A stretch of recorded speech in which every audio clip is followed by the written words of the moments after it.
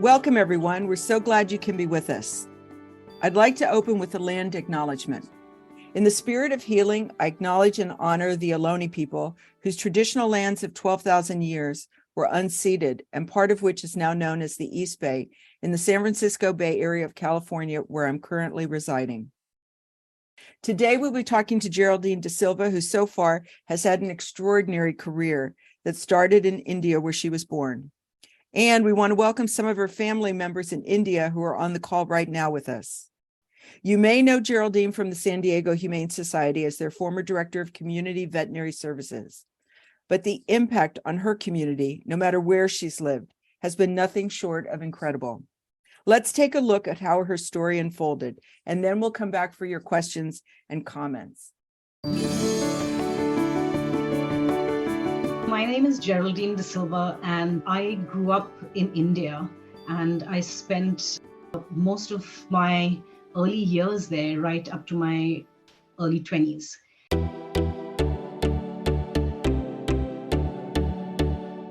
I was the first girl in about 5 generations in my father's family. So I grew up pretty privileged in a way, because in many ways, the biases that people have and presumptions that the girl child isn't really favored was not the case in my family. My parents grew up in very different backgrounds. My father grew up in a hotel. His parents owned a hotel, and so they didn't have an actual house. My mom, on the other hand, grew up in a very, very modest household. They were 14 people living in a one-room house. And sometimes the food that they had was just rice with a little bit of saltfish. And they were a very, very happy family. But from both my parents, I learned a lot. Together, they do a lot for others. My father is a huge animal lover, and my mom does a lot for people. She advocated for all the children of the people that worked for us, and she would go to the schools and represent their parents. My journey has been quite incredible, because I never knew that there was even a profession in the animal welfare industry. And when I was a child in India, I desperately wanted a dog. And the culture in India, especially at the time, was you needed a pure breed dog. And I couldn't quite get my head around it, because there were so many homeless dogs on the street. And I would steal food and milk out of the kitchen from the fridge, and I would feed all the dogs and the litters of puppies season after season on the street. Then I would go to school, and when I would come back, I would find some of the puppies dead on the road because people would have run over them. I would run out of the house, and I would go in the middle of traffic, and I would pick up this puppy and I would just hold it, because I didn't even know where to take it. Because at that time, I didn't even know if there was any animal shelter. I didn't know of the concept of an animal shelter. There's a lady by the name of Geeta Seshamani, and she founded this organization called Friendicos in India, which is now a thriving big organization doing a lot for animals. At that time, my driver told me that we can take these dogs there. Talking about removing the barriers to access, I was just a little child, and I would take all these puppies and load them up in my car, and we would drive to Friendicos, which was just this little shelter under a freeway. And they just had like these metal cages, and they needed newspapers. So I would take all the newspaper from the house, and I would just leave these puppies there. And they never had any paperwork for me to fill in. They never asked me any questions. They were probably understaffed, and they were just taking in all these dogs just to save their lives. And I really credit her for where I am today. When I did my first degree in sociology in India, I went to the remote villages. There, I studied the caste system. I studied gender inequality. And I saw how children struggled to learn about what was happening outside their village. They used to go to night schools after working in the fields all day. These experiences have carried forward with me right through today. Studying the caste system in India relates so much to what happens here in the Western world, because it's all about social roles where people feel they need to conform to the roles that society has imposed on them, whether it is their role as a mother or a teacher or a farmer, whatever it might be.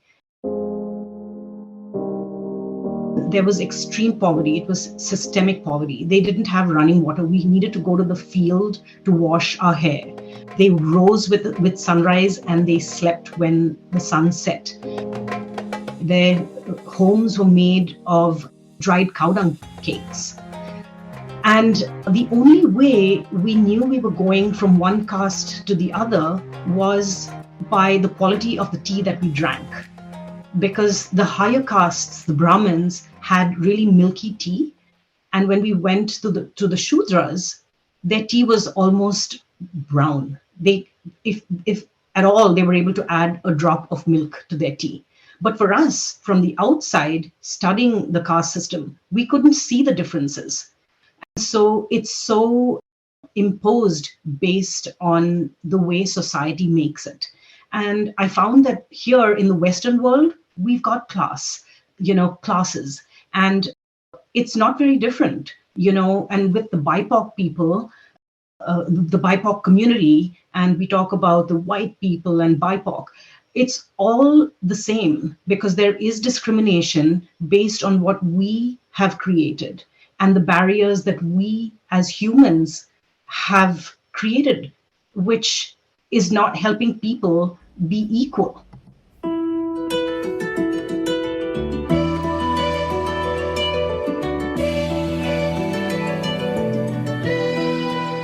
It ties into the work that I was doing when I was at San Diego Humane Society. We were trying to provide access to care, but you cannot have access to care if there is no equality in the access that we provide. And if we have barriers because of the social strata and the opportunities based on that, whether it is the education system, whether it is housing, healthcare, or any of these cases, then we cannot make a change. And so that was the interesting sort of similarity that I saw between the remote villages of India and here in a developed country like the United States and even Scotland when I lived there. I went there to do my MBA at the Edinburgh Business School, where I found that I was literally the only Indian on campus. I think there was one other Pakistani gentleman, but other than that, I was the only Indian. And some of my classmates, who were not talking to me at the time, I later on found out was because they thought that I couldn't speak English. So they didn't know what question to ask me. For me, on the other hand, it was fascinating from the other side, looking at them, looking at me. I found that for me, it was easy to adapt to their culture and to understand their thinking. And I found as I've lived away from India longer than I lived in India, these experiences have helped me in such a way, to have this cultural humility, to understand people, to learn that in the United States, I have to read between the lines when people speak, because I come from a culture where people are really blatant and loud and really passionate in the way that they speak. There are so many things like that. And I found that, it's helped me when I talk to people who are in need. And that's where I found the common line between all the cultures and the 3 continents that I've lived in. When people are vulnerable and when they love their companion animals, it's all the same, because the way we treat them with dignity and with compassion and with authenticity is the only way to be.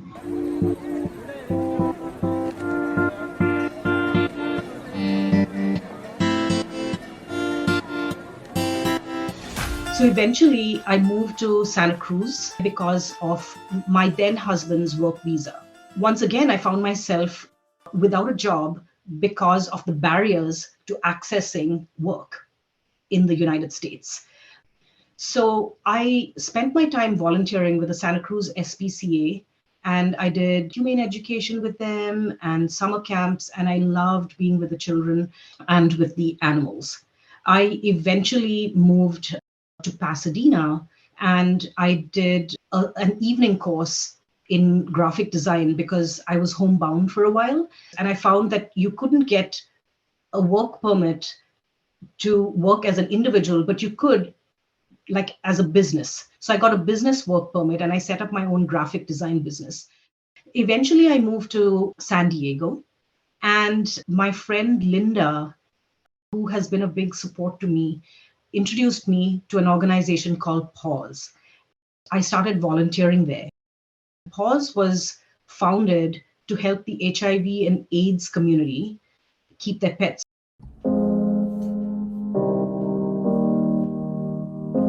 People were isolated and they had no one other than their companion animals. And I suddenly found that it brought my worlds together. It brought like people needing to live, like their purpose to live was their animals. And it brought like all my loves together. I started as a volunteer, and the organization was moving from being a volunteer run organization to being staff driven. I found that the only entry level or the only jobs available was at the entry level. And so I decided I'm going to start there. It was going to be my first job in the United States. And so I started as an operations assistant. And in 6 months, I was promoted to operations manager and then operations director and then executive director. So in a span of 3 years, I had a really steep rise in my career. And I credit this to my two team members, Lauren Rogers and Quinn Douglas Hiley, as well as the board. I had a very, very supportive, strong, progressive board who, without them, I don't think I would be where I am today. I recognized that through the support of the incredible board that I had and my team, I found that I was able to create a strategic plan and a vision for this organization. With that, it attracted San Diego Humane Society. And they came to us with a proposal for a merger and acquisition. I reached out to the founding board members, to long-term donors, even to the clients that we served and our volunteers, and made sure that everyone felt that they were included in this decision. And that is why inclusion is so important, at all levels, because it's not always about race. And I felt in a way that this was a joint decision of all stakeholders at Pause who had invested so much of their time and effort and money over the years. And we then merged with San Diego Humane Society. That was a great journey too. I was with the organization for 8 years. My goal was to integrate.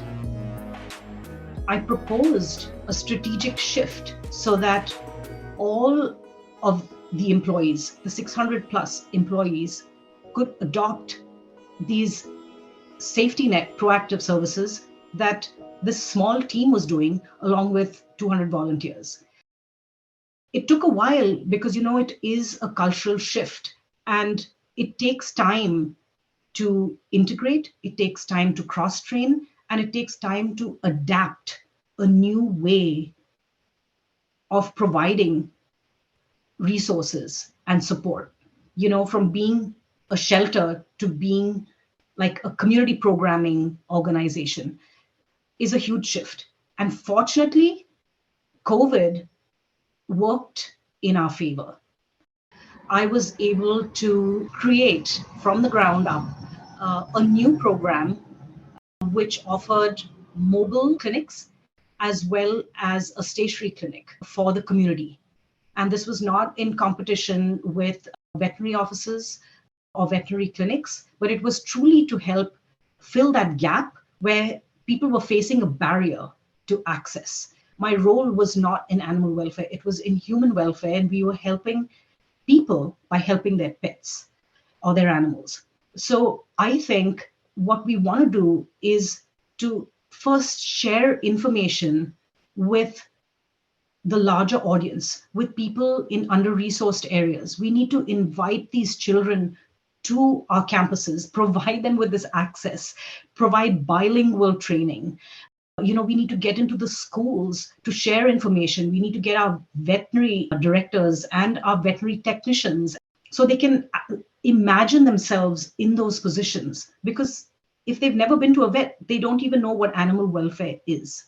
They get their animals from their neighbors or their friends. So when they hear it firsthand, they can start building their vision and start dreaming about what they could do. It doesn't have to be animal welfare anymore. We need to break the barriers. We need to build these bridges between human and animal welfare so that we can create new roles. So it's not an animal care person or an adoptions counselor. It can be someone who's in between. And I can't wait to see what new roles are created.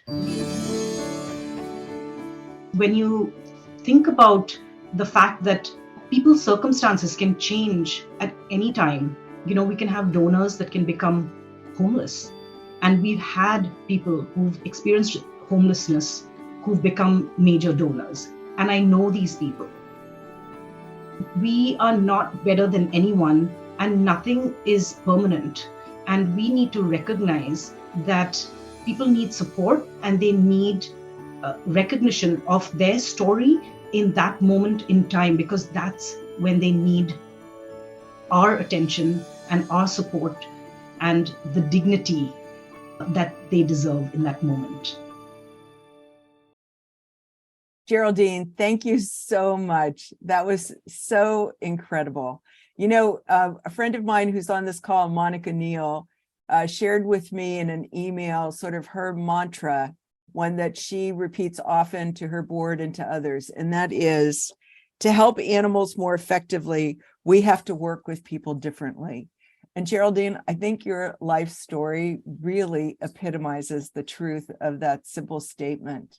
And I just want to thank you on behalf of everybody on this call and everybody that has benefited from the amazing programs that you have put together in San Diego and even before. So thank you so much. So I'm going to start us off with some questions. I just love how you were making decisions about your career. Every time you were faced with an obstacle, you managed to pivot and make it into a real benefit and an opportunity for you. There were definitely no challenges. It was all opportunities for you. So what advice would you have for people that want to work in the animal well-being field today? First, I'd like to say thank you to you, Mary, and to Maddie's Fund, because having this platform here was definitely something that I felt like, I was putting myself in a vulnerable position, and I felt, it's such a great opportunity for people like me and people of color to have yet another opportunity to share our story, because I understand everyone's story is important and unique and their experiences are valuable. So, we need to hold on to that. In terms of what you said about opportunities, I've also had challenges, but I think I've kind of turned them on, turn them around into opportunities, because that's just the way I am. I like to be optimistic and positive and have a laugh along the way. But, what I would say in terms of where people want to go in animal welfare, I've had the privilege of having, an education that my parents were able to offer me. And I feel grateful for that, because it certainly set me up for success. I feel it helped me when I had a gap in my career and I wanted to start from the ground up. They certainly looked at the fact that I had 2 degrees. However, I acknowledge and recognize that not everybody has equal access to resources. But that shouldn't discourage anyone, because our experiences are something that you cannot learn at school or in a book, and we need to value those experiences and bring those to the forefront. And there are so many people that can succeed and lead who have not had a formal education. So I really would love to encourage people to stay focused on their passion, because that's really like what's going to take us forward, whether it's in animal welfare or beyond. Thank you, Geraldine. So some of your family members have joined us today from India, and I want to thank them because, as Geraldine told me before, it's a 12-hour difference. So while we're in the middle of our day, you definitely are in the middle of your night, if not morning. So thank you for joining us. Welcome.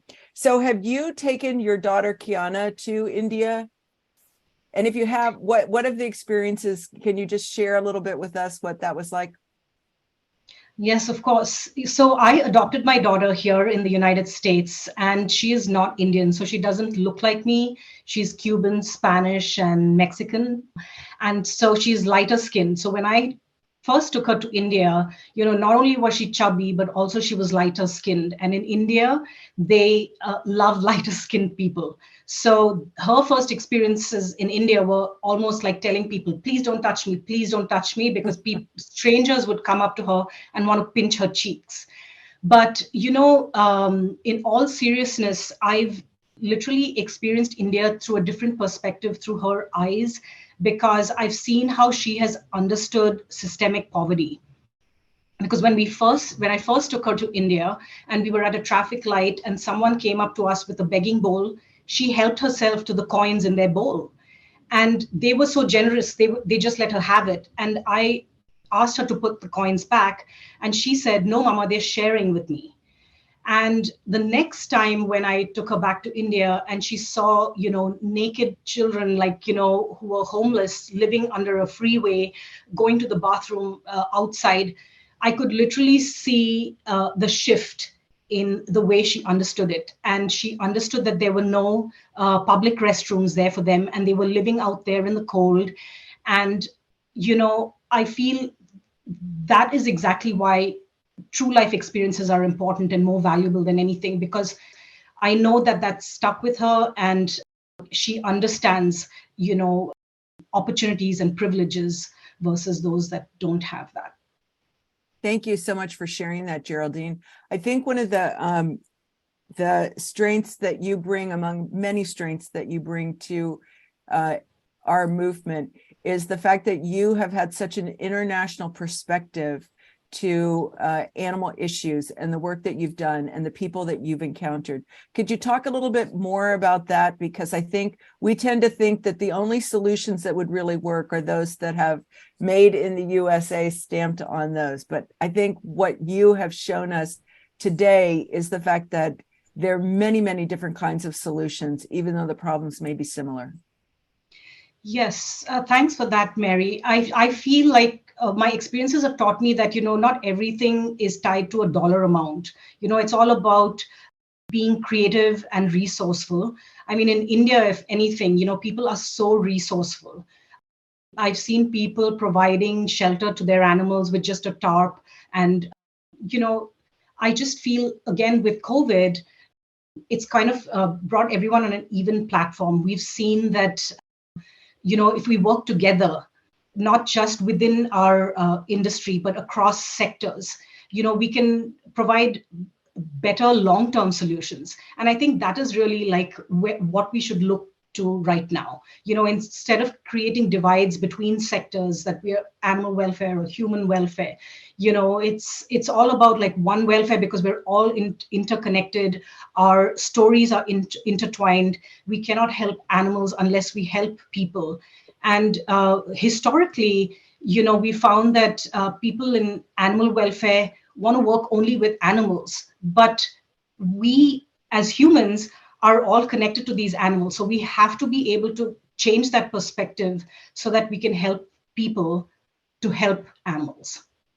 So, Geraldine, you sort of blew my mind when you were talking about the caste system that you encountered in the rural areas, and really being able to understand the differences based on the color of the tea, that was mind-blowing to me, because here's this elaborate system that comes down to whether your tea is brown or has a little bit of milk in it. And it really sort of brought home to me the fact that so much of the judgments and the biases that we hold are based on someone's skin color again. And so it literally, my mind is blown. I'm just going to put it out there. So talking to us a little bit more about the fact that we really need to do more to situate people in the middle of the work that we do and not on the outside of the work that we do. Yeah, absolutely. I think that definitely stuck with me in terms of, the perspectives that are created and the biases, because when we were walking through the villages, there were no physical boundaries, so we were just like going from one home to the next. And in the same way here, when we're dealing with people who are from diverse backgrounds, for example, everyone has their own sort of cultural experience that they bring to the table. So some people might be from backgrounds where, men have a stronger voice, or women are more deferent.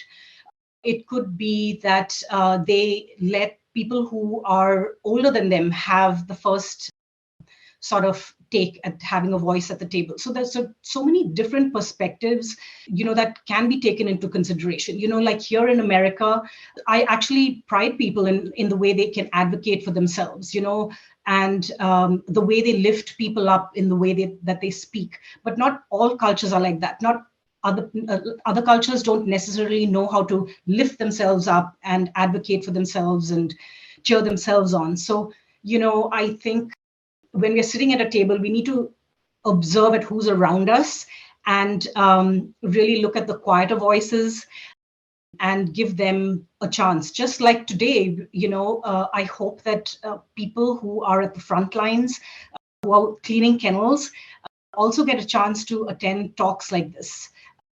Because they may not have that privilege or opportunity because they're paid on an hourly basis to take time away from their work to come and attend a call like this. Thank you, Geraldine. So for any of the executive directors who may be on this call, thinking about making professional development as an important part of someone's workday as a paid activity is also really important. So I really love that. So Geraldine, what do you tell yourself when things are going sideways or a little tough? How do you keep going? So that is a great question. I want to take the opportunity right now to say that, I think along the way on my journey, I feel I've built a little global village. And I turn to the people who supported me. So I have like my parents and my brother. My very first boss, Sumit, who gave me a job out of college, is on the call today. It's his birthday. We're really, really, really good friends. My first friend, Amy, in Santa Cruz that I met, she was my first friend in the United States.